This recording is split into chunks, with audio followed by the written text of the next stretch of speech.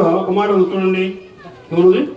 అప్పుడు అతడు యెహోవా నా ప్రయాణమును సఫలము చేసిన కనుక నాకు తడువు కానియక నన్ను పంపించండి.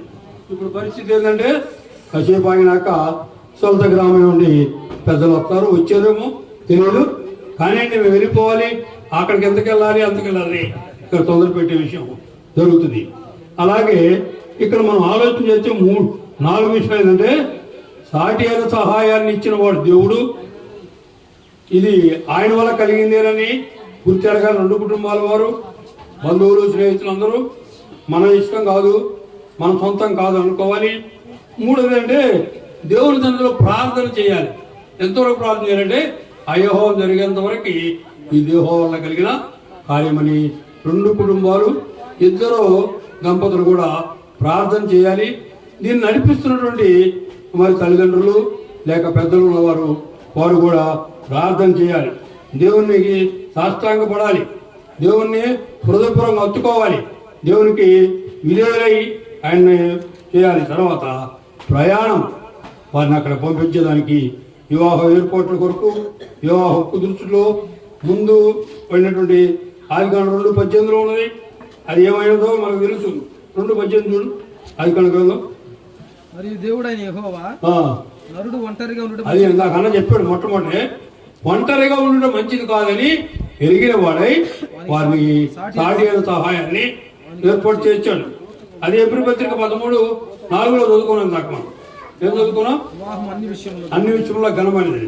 ఆ సాటి అయిన సహాయానికి ఘనముగా చేయాలని, ఆ ఘనము ఏమిటో వివరించబడింది. మనం కూడా ఆ విషయంలో మనము ఆలోచన కలిగిన వారు ఉండాలి. అదే ఆదికాండ గ్రంథం 24వ అధ్యాయము 50 వచ్చిన నుండి 67 వచ్చిన వరకు చదువుకుంటే అక్కడ మనకు తేటగా తెలియపరచబడేది ఏంటంటే వివాహ విషయంలో ఆ ఇసాకుని, తల్లి అయిన చారాయిని, వారి యొక్క గుడారంలో వారి యొక్క విధానము, వారు ఎదురు చూసే విధానము, పరిస్థితి అన్నీ మనకు కనపడుతున్నాయి. అంటే ఈ వివాహానికి మనం వచ్చిన మనము ఆ అమ్మాయిని గురించి అబ్బాయిని గురించి ఆలోచన చేసి మరొకరు ప్రార్థన చేయాలి. అది నిర్మాణంలో మొట్టమొదట ఆయన చిత్తమైనది. ఆదికాండం 2వ అధ్యాయము 7వ వచనంలో, తర్వాత వచ్చినప్పటికీ ఆదికాండం 2వ అధ్యాయము 18-19 వచనాల్లో సాటి అయిన సహాయం గురించి వివరించబడింది. ప్రసంగిలో చదువుతున్నాడు 4వ అధ్యాయము 12వ వచనం చూడు. 4వ అధ్యాయం 12వ వచనం చూడు.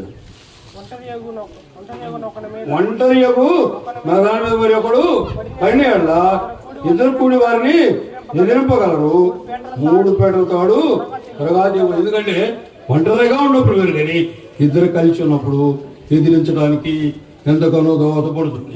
అంటే కలిసి జీవించడానికి. అంటే ఈ యొక్క 3 పేటల తాడు గురించి వివరణ అక్కడ ఇవ్వబడింది. అది అంత బలమైనది అనే విషయాన్ని తెలియపరచబడింది. కాబట్టి ఇక్కడ రేపు జరగబోయే, అది ఈ దినాన్ని కాదు, రేపు జరగబోయేటువంటి వివాహం.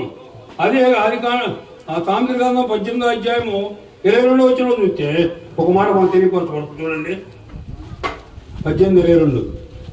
భార్య దొరికిన వానికి మేలు దొరికిన ఆయనకి తర్వాత కింద అట్టివాడు యెహోవా వల్ల అనుగ్రహం పొందినవాడు. అది అనుగ్రహం పొందారు, దేవుని వల్ల అనుగ్రహం పొందారు.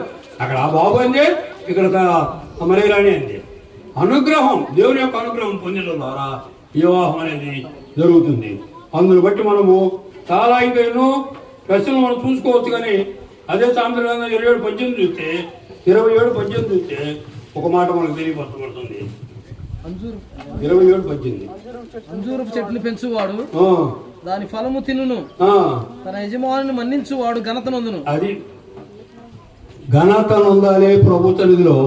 మనం ఘనత బలహీనుడు కాకుండా ఘనత పొందేవారమై, దేవుని సన్నిధిలో మెప్పు పొందేవారమై, దేవునికి ఇష్టముగా జీవించి ఆ యొక్క కార్యక్రమంలో మనం ఉండాలి. ఇది యెహోవా ఏర్పాటు చేసిన దినము. ఇది అవునని కానీ కాదని కానీ ఎవరు అనడానికి అవకాశం లేదని తనగా తెలియపరచబడింది. కాబట్టి ప్రభునందు ప్రియమైనటువంటి దేవుని యొక్క బిడ్డలారా, మనము మొట్టమొదట దేవుడే ఈ సహాయాన్ని ఇచ్చాడు, దేవుడే మమ్మల్ని కలిపాడు.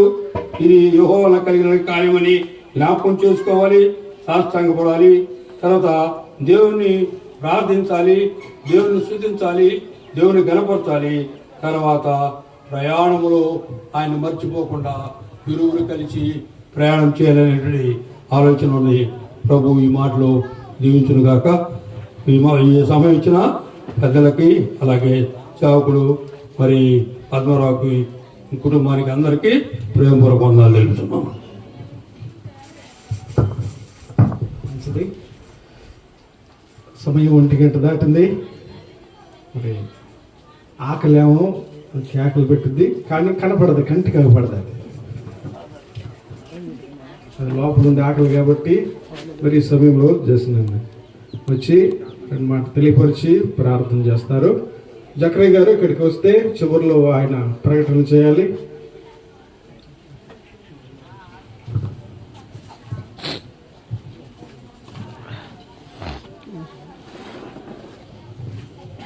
క్రీస్తునందు ప్రియమైన దేవుని సంగమమైన వందనాలు. వివాహ సమయంలో ఆలస్యం అలవాటు మనకి తప్పదు. కొన్ని పరిస్థితులను బట్టి ప్రతిరోజు భోజనం చేసే భోజనం కాకపోయినా కానీ కొంచెం వాసన వస్తూ ఉంటుంది కాబట్టి కొంచెం తొందరగా ఉంటుంది. అందువలన ఈరోజు మనం సభగా కూడిన సంగతి, మేరీ రాణికి వివాహం కుదిరింది నాగరాజుతో సరస్సులో. మనం మేరీ రాణిని ఇది ఆశీర్వదించి పంపించే రోజు. రిబ్కా సోదరులు ఇలాగన్నారు 24వ అధ్యాయంలో అంటే, అమ్మ సాగనంపుతూ, అమ్మా నీవు వేల వేలకు తల్లివి అగుదవు. దేవుడు వివాహ వ్యవస్థ ద్వారా తాను సృజించిన సృష్టిలో ఇద్దరు స్త్రీ పురుషులను జతపరచగా వారి ద్వారా ఈ సృష్టి యావత్తు పేరులు పెట్టబడి ఆదాము చేత ఎలాగా మరి నిర్ణయాలు జరిగినాయో అలాగా జరగాలని దేవుడు స్త్రీ పురుషులను అలాగా సృష్టించి క్రమాన్ని ఏర్పరిచాడు.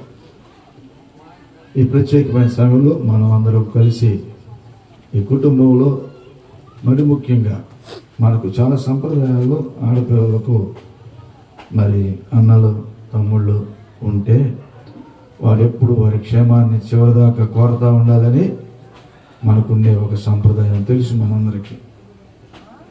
కనుక ఇలాగే అందుకే మన భారతీయ సాంప్రదాయాల్లో ఆడపిల్లలు ఇంటికి వచ్చిపోతూ ఉంటే అన్నదమ్ములు వాళ్ళని సన్మానించి ఆ పిల్లల్ని గౌరవించాలనే సాంప్రదాయాలు మనకున్నాయి. అట్లాగే అమ్మ నీవు వేల వేలకు తల్లి అవ్వదు అన్నారు. మనం ఆ మాట ఎందుకు చెబుతామంటే, ఇంకొక 3 నెలల తర్వాత జక్రయ్య గారు వాళ్ళు కానీ వాళ్ళ బంధువులు కానీ అమ్మాయి అత్తగారి ఇంటికి రాగానే ఏమమ్మా ఏమన్నా విశేషమా అంటారు. అదే ఎదురు చూసేది ఎక్కువ. వివాహం అయితే వృద్ధి పొందాలి. వృద్ధి పొందటం అంటే అది వృద్ధి పొందటం దేవుని యొక్క చిత్తం. ఒంటరితనంలో తుంటరి చేష్టాలు చేస్తూ సాగిపోయే జీవితాలే. ఏం చేస్తారో ఒంటరితనంలో తుంటరి పనులు ఉంటాయి. ఈ తుంటరి జీవితం నుండి మనుషులకు చాలా తంటాలు వస్తూ ఉంటాయి, రకరకాల ఇబ్బందులు. వాటన్నింటి నుండి విడుదల పొంది ప్రభువు వివాహం వ్యవస్థ ద్వారా సక్రమమైన జీవితాలు జీవించడానికి పరిశుద్ధ వివాహాలు ఏర్పాటు చేశాడు.